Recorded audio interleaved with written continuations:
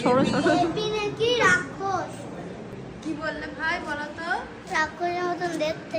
কি বলে আরেকবার বল রাক্ষসের মতন দেখতে। দেখ সুমি, একটা বাচ্চাও তোকে লাস্টে রাক্ষস বলছে। দেখ আমরা যখন তোকে উল্টো পাল্টা বলি তখন তুই তো কত কি বলিস আমাদেরকে, তাহলে এই বাচ্চাটাকে এখন কি বলবি?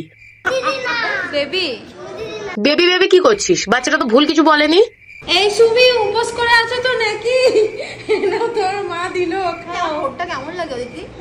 বাচ্চাটা তো এক্ষুনি তোকে বললো কেমন লাগছে। প্লিজ এভাবে দেখিও না।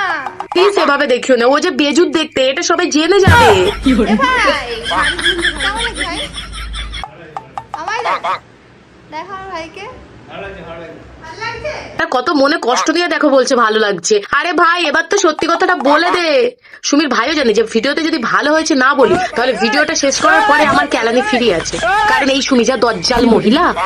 না তোমাদের আর বোর করবো না, একই রকম ভিডিও দেখি তোমাদের হয়। বোর করবো না বলে আবার নিজের একটা ভিডিও নিয়ে চলে এসেছিস। আচ্ছা তুই কি বুঝিস না যে তুই বোর করিস বা না করিস, তোর ভিডিও দেখলে আমরা বোর হই, এটা বুঝিস না কেন?